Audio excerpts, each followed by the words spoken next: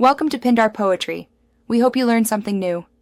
You already have the basics. Now start. Create or open your Google Tag Manager container and copy the container ID, for example, GTMXXXXXX. Then sign into your Wix dashboard, go to Settings, and open Advanced Right Arrow Custom Code or Tracking and Analytics depending on your editor. Choose whether the tag must be site-wide or only on specific pages. This matters for scope and page rules. Once done, you're ready to insert the two GTM snippets into the correct places in Wix. Now add the actual code. Paste the GTM script snippet into Wix custom code and set the placement to head.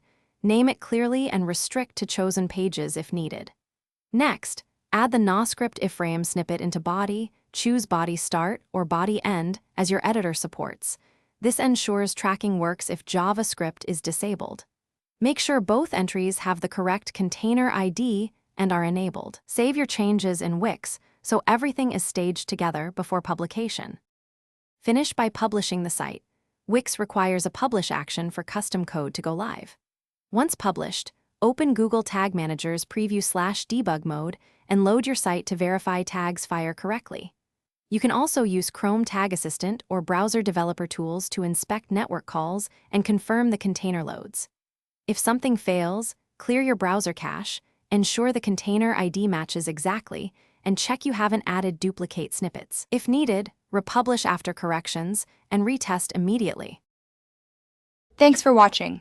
Consider subscribing if we helped you.